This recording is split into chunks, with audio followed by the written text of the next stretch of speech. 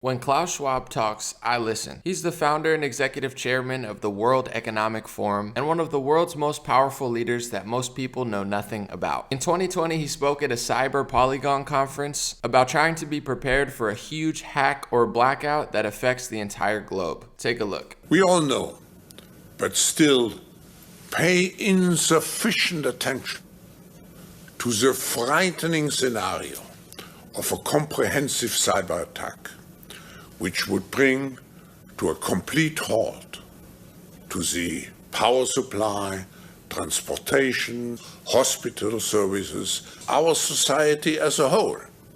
The COVID-19 crisis would be seen in this respect as a small disturbance in comparison to a major cyber attack.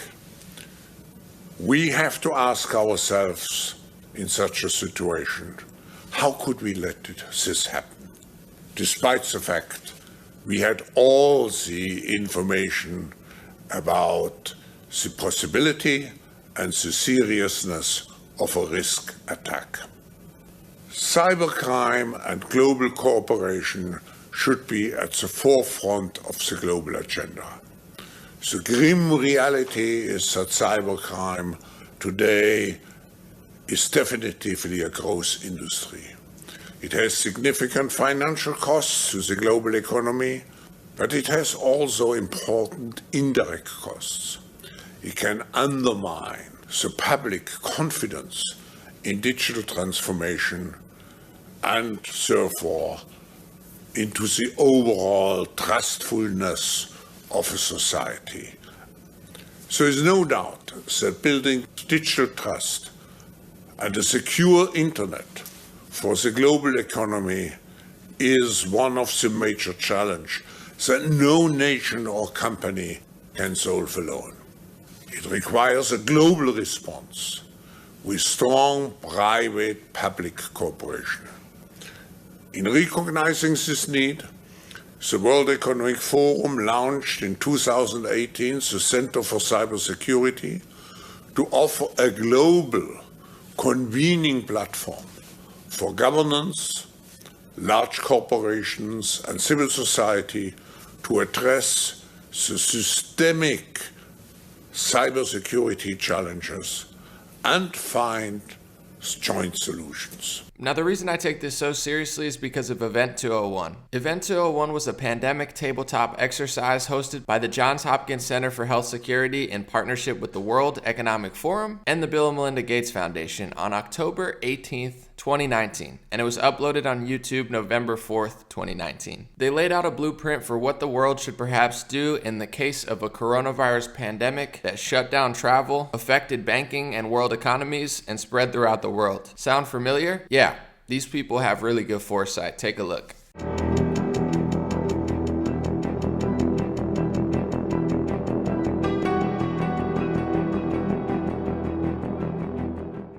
It began in healthy-looking pigs, months, perhaps years ago. A new coronavirus spread silently within herds. Gradually, farmers started getting sick. Infected people got a respiratory illness with symptoms ranging from mild flu-like signs to severe pneumonia. The sickest required intensive care. Many died. Experts agree, unless it is quickly controlled, it could lead to a severe pandemic, an outbreak that circles the globe and affects people everywhere. So I tend to think when these guys talk about something, it's smart to listen because there's a big chance of it eventually happening. I even bought Klaus Schwab's new book, COVID-19, The Great Reset, recommended to a friend. Not particularly because I want to support his ideas and his politics, but I just want to know what the guy's doing. So when I talk about the Great Reset, it's not a conspiracy theory. I'm literally reading about it and listening to what they're saying exactly for what their plans are for the world. And these people have so much power and influence, and businesses and billionaires behind them, that usually when they lay a blueprint out, it happens. So it's not a theory. In many cases, it's just a fact. George Soros spoke at Davos in 2020, which is also put on by the World Economic Forum, and he warned Trump of potential economic doom before the election. He also said, the US and China are in a Cold War that threatens to turn into a hot one, according to CNBC. So you get what I'm saying? These people seem to know in advance exactly what's going on. They have good foresight, one would say. So I pay attention and take note. And it's not my theory that they don't like Trump, conservatism, and nationalism. Just like I showed you the World Economic Forum partnered with the Bill and Melinda Gates Foundation for Event 201, I listen to Bill Gates as well. And before the coronavirus pandemic, he was complaining about how nationalism was really on the rise and globalism per se was on the decline, and him and his elite friends were going to conferences to try to figure out how to turn that around because they didn't like it. Take a look. But in general, in that you have been a great beneficiary of globalization and you have been a great sponsor of it and a defender of it. Are you worried about it at the moment? More than I was 5 years ago, yeah. And it's not just the U.S. I mean, the UK is very pristine, and the turning inward, is it cyclical? Because you're always going to have populism come along. The elites, in some ways, will overplay their hand, and you're going to cycle. Or is it secular and it's going to stay that way? I think all of us, come to forums like this seeking insight into,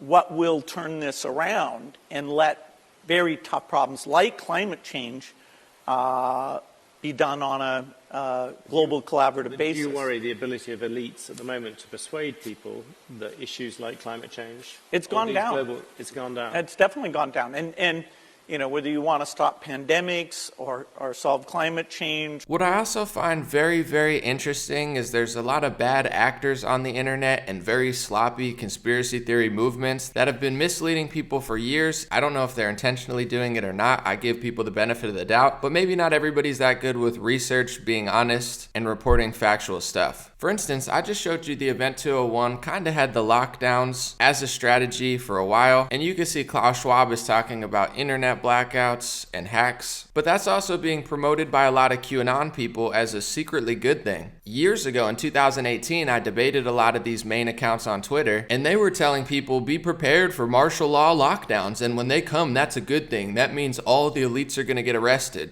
What creeps me out about the QAnon movement is they're saying, I saw this one guy who, I see him tweet online and say, the arrests are coming, they're coming in the new year, everybody who doesn't understand this is dumb, basically along those lines, and then said that the way it's going to come is he thinks the whole country is going to get locked down into martial law, and he's like, I'm going to be sitting here and everyone who's not on my level is going to be crazy mad. So it's like, you're guaranteeing martial law? Like, is that not insane to people? 2 years ago, pretty much every anonymous message board poster was anti-martial law, as they should be. The government or the military, Trump, Obama should not shut down the entire country. So last year when the lockdowns happened because of coronavirus, millions of Trump supporters and Q disciples thought that was a secretly good thing because that's what they were told for years by bad actors who mix real conspiracies and real truth with totally phony information and call to actions that make you look like a fool. And I know they did that because I followed a lot of these accounts, but they're always in denial. Their ego is so huge. They don't care if they lie, mislead people. They have no shame. It's pretty wild. Recently on Parler, Linwood posted, be prepared for an imminent blackout. President Trump will be using emergency broadcast system. We have a man of courage and faith at the helm. Is he sure of that? Are you sure of that? He also posted two completely fake things. One about a fake Pelosi letter to Ted Wheeler that was obviously photoshopped, and another was a fake article about the Pope getting arrested at the Vatican from Conservative Beaver, which is known for conservative hoaxes to make MAGA look really stupid.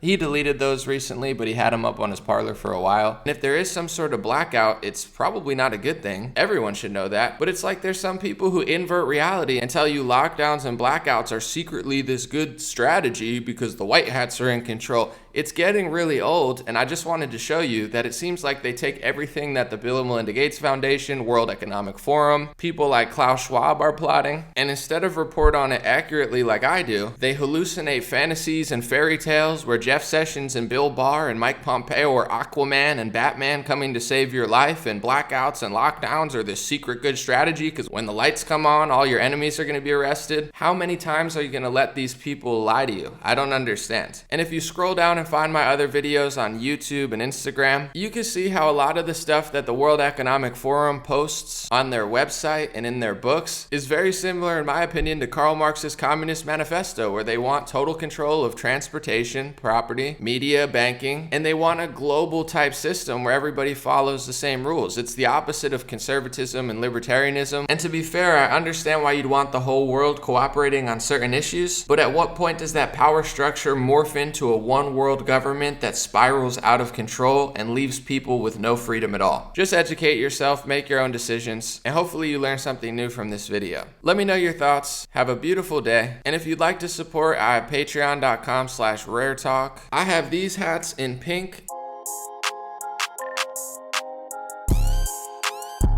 Pray to God, yeah. You can see right here, they're made in the USA. And the pink ones are in, so if you want one, I would get one soon. The black and white ones are still sold out, and the pink ones will probably be sold out soon. I have some shirts as well at dreamrare.com, but as always, thank you guys for sharing this video for those who do, and I'll be back with more soon.